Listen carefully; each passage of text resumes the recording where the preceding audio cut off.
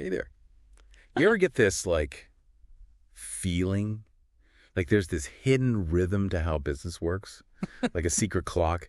Everyone's watching it, but nobody really talks about it? Mm-hmm. Well, today we're going to crack the code on one of those clocks. Okay. Days to fund. You asked us to take a look at this. Honestly, I wasn't sure what to expect. Sounds kind of dry, right? Yeah. But the stuff we found, especially this article from the rate card, it's actually fascinating. Interesting. So to help us unpack all this, Mm-hmm. we've got our expert on the line.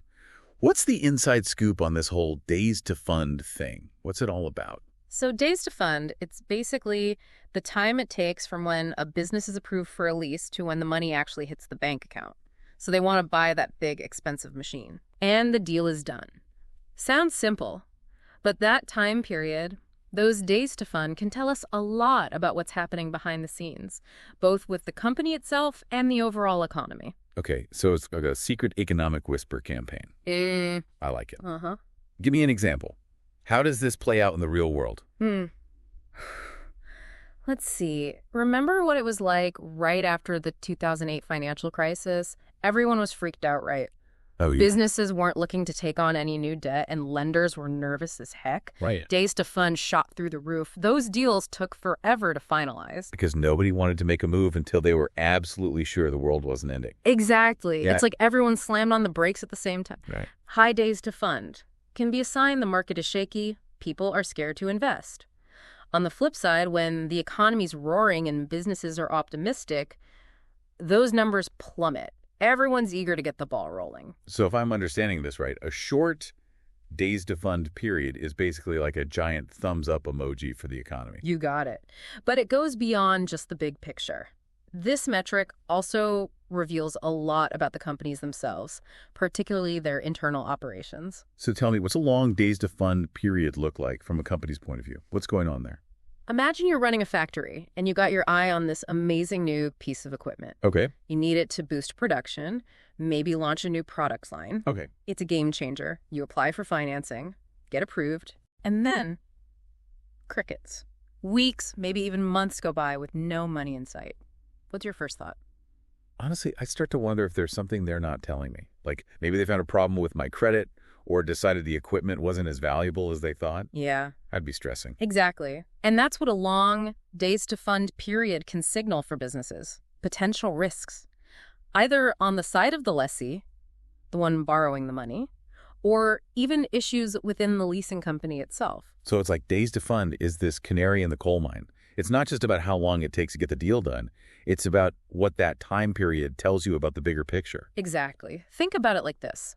If a leasing company is taking forever to fund deals, it could be a sign they're swamped with applications from risky borrowers. Or maybe their own internal processes are a mess, slowing everything down.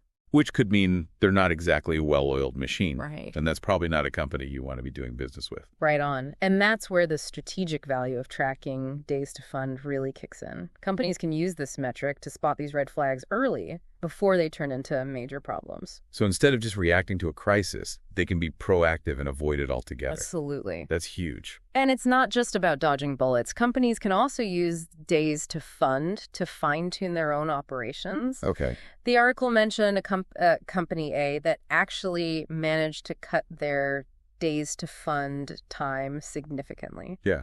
This is something about automation, right? What was the deal there? So company A was drowning in paperwork. Think mountains of lease agreements, financial statements, all that fun stuff. It was a nightmare to manage, and it was creating huge delays in their funding process. I can only imagine. Right. So they brought in some fancy software that automated a lot of those manual tasks, things like credit checks, document verification, even some of the risk assessment stuff. The software took care of it all in a fraction of the time. And I'm guessing their days to fund took a nosedive. You bet. They went from industry laggard to top performer practically overnight. Customers were happier because they got their equipment faster, and Company A boosted their bottom line because they were closing deals left and right. Okay. That's amazing. Mm-hmm. But it also sounds like a pretty unique situation. What about other companies that might not have the resources for that kind of tech overall?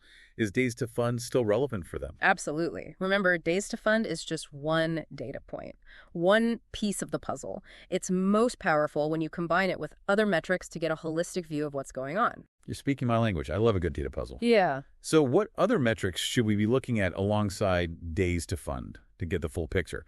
The article mentioned a few. One that jumps out is the conversion ratio. It basically tells you how many of your approved leases actually make it to the finish line and get funded. So it's like the difference between getting a bite on your fishing line and actually reeling in the fish. Perfect analogy.